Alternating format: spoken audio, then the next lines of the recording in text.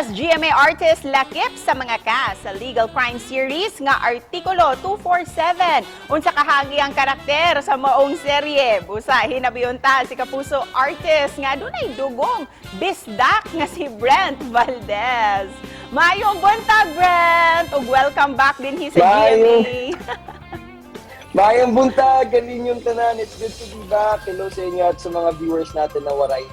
Magandang umaga po sa inyong lahat. And of course, Brent, pakigreet ang imuhang mga parinti ug imuhang mga friends dinhi sa Cebu. Ayan, gusto ko lang i-greet ang akong parinti at akong mga cousins there in Cebu, ang Enricoso family, Cecilio family, at saka Chetandas family. Hello po sa inyo. Sana makabalik ako dyan ulit. Na-miss ko na po kayo. Thank you po. Oo, hope to see And salamat you. sa suporta. Salamat sa suporta sa family. Oo naman, full support talaga kami sa mga bisdak talent. Sama mo, Brent. Let's go! And of course, we know that you miss Cebu so much. At syempre, para mas lalong gumanda pa yung morning namin, Brent, we all know how talented you are, especially sa singing.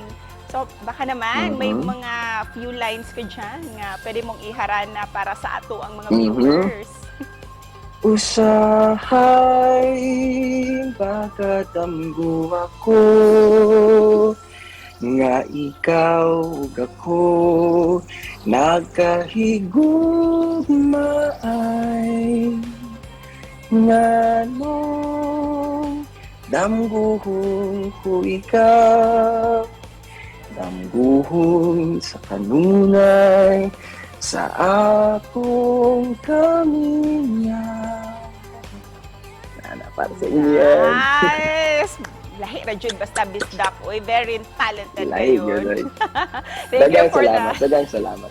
Thank you for that song, Brent. And of course, hindi talaga mapagkakaila yung talent mo sa pagkanta, lalong-lalo na yung song cover mo na Driver's License. Wow. So, Yes, may mga yes. angay na mong abangan nga mga song covers ni mo, Brent? Yes, sana na po maabangan niyo po itong susunod na i-upload kong song cover on my YouTube channel. Kasama ko naman po ang anak ni Mr. Michael V. Ayan po si Brianna and me. Abangan niyo po itong song cover namin na kanta ni Ed Sheeran and Taylor Swift, mga kapuso. Maraming mga bago sa iyo Yes. 2022, Brent, and usara ni Ana kining imuhang bagong kapuso project kining Artikulo 247. Congratulations on this project. Thank you so much. Thank you so much. Maybe no unsa imuhang karakter Thank dinhi you. sa I'm like- series. Ayan, i-portray na ko ang role ni Jigs. Ayan po, isa sa buhay ko yan. And abangan niyo po dahil my character is important for me. My character will play a vital role as well sa ating mga bida na sila Benjamin Alves and Rian Ramos. Kasama na rin dyan sila Chris Bernal and Mark Heras and Mike Tan. So most of the time, ako ang makakasama ni Benjamin Alves and Rian Ramos and also Rain Matienzo pala. Dahil dito sa story, sabay-sabay kaming lumaki at nagtrabaho ako sa resort na itinayo nila Benjamin Alves na gaganapan niya bilang Noah and si Rian Ramos na gaganapan niya bilang Jay. Brent, first Alright, few okay. weeks pa lang ng Artikulo 247 at marami na talaga ang nakatutok sa panonood nito. May we know saan ba iikot ang istorya nito, Brent? Yes, well, Artikulo 247 is basically the revised Penal Code of the Philippines. The Article 247, from which, kapag nahuli nimo ang imuhang asawa na naay kasiping na iba and you caught them on act, pwede mo silang patayin and you will fall into this distiero. Ayan, distiero, abangan niyo po yan. And you can also do a research about it.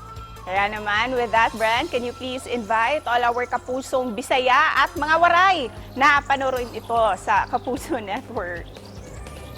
Ayan, mga kapuso nating mga Bisaya at Waray, nililitaan ko po kayong manood ng Artikulo 247 every afternoon po yan sa GMA Afternoon Prime. To end this interview, Brent, ano yung mensahe na gusto mong sabihin sa ating mga kapuso dito sa Central and Eastern Visayas?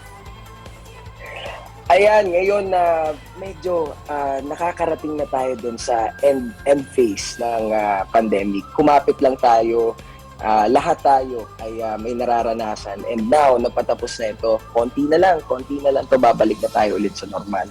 And magtulungan lang tayo palagi, share lang natin ang good vibes, and let's wait for that moment.